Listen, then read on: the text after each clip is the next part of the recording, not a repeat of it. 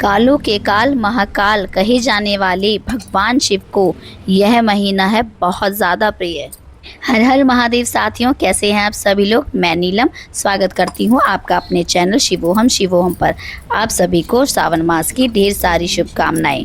जैसे कि आप जानते हैं, भगवान शिव को और माता पार्वती को यह महीना समर्पित होता है। इस महीने पर भगवान शिव का पूरी तरह से नियंत्रण होता है। इस महीने में चारों तरफ हरियाली होती है, हरियाली से भरा हुआ वातावरण होता है। सावन का महीना भगवान शिव को अत्यंत प्रिय है, उनका पसंदीदा महीना कहलाता है यह। साथ ही साथ क्या आप जानते हैं, लड्डू गोपाल जी को भी यह महीना बहुत पसंद है।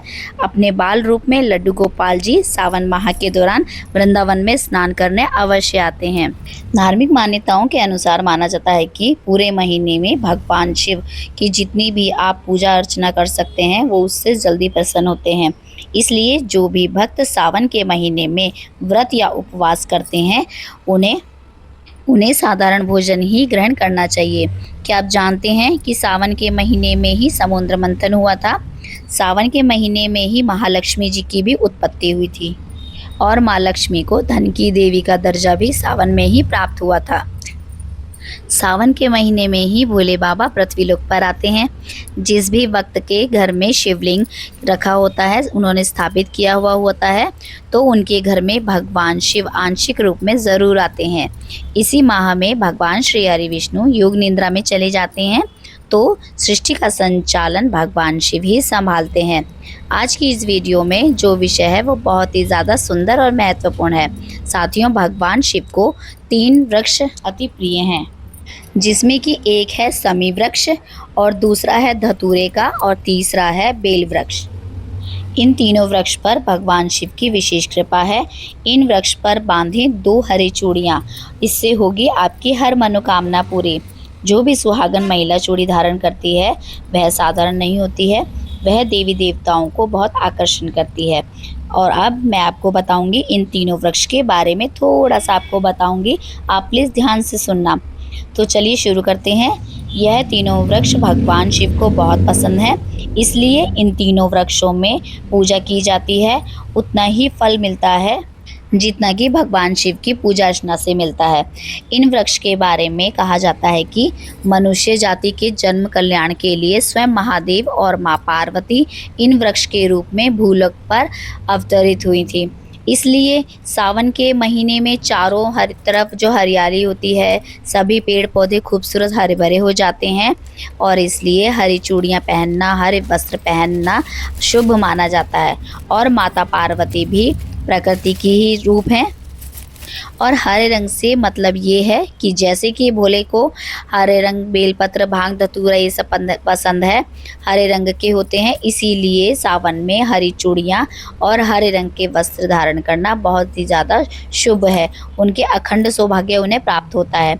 और सावन में काले और नीले वस्त्र आपको बिल्कुल भी नहीं पहनने हैं, ठीक है। और साथियों, ये जो तीनों वृक्ष हैं, इन वृक्ष पर जो भी है ना, सावन के किसी भी सोमवार में आप 2 हरी चूड़ियाँ बांध सकते हैं। इसका विशेष फल आपको प्राप्त होता है। पहले हम बात करते हैं शमी के वृक्ष के बारे में। तो साथियों, आपको पता है शमी का जो वृक्ष है वह माता पार्वती और भगवान शिव का मिश्रित स्वरूप माना जाता है, इसलिए शमी के वृक्ष को उमाश्वर वृक्ष भी कहा जाता है। इसलिए पूरे सावन मास माता पार्वती और भगवान शिव का वास माना गया है। सावन के महीने में प्रदोष काल में, यानी कि जब दिन हो ना रात हो, यानी कि संध्या काल में इस वृक्ष को छूने से सभी कष्ट और परेशानियां दूर हो जाती हैं। केवल सावन मास में ही छू लेने से हो जाती हैं। आप कभी भी किसी भी सोमवार को इन वृक्षों के नीचे घी का दिया लगाएं और वृक्ष का स्पर्श करें। और श्रावण मास में शमी के वृक्ष के नीचे मतलब उसकी जड़ में आप कच्चा दूध अर्पित कर सकते हैं। भगवान शिव बहुत प्रसन्न होते हैं, ठीक है। शमी के वृक्ष को धार्मिक ग्रंथों में कहा गया है कि प्रभु श्री राम ने जब रावण पर आक्रमण किया था तो उन्होंने सबसे पहले शमी के वृक्ष की पूजा की थी। और वहीं दूसरी तरफ मान्यता है कि पांडवों ने भी अपने दिव्य हथियार जो हैं शमी के वृक्ष के नीचे ही छुपाए थे। तो इसीलिए साथियों सावन के पूरे माह पर एक पत्ता शमी का भी आप शिवलिंग पर अर्पित करेंगे, उसका करोड़ों गुना फल आपको प्राप्त होगा। और दूसरा वृक्ष है धतूरे का। चलिए धतूरे के बारे में बात करते हैं। जो धतूरे का वृक्ष है वो भगवान शिव के उग्र रूप में, काल रूप में प्रस्तुत है।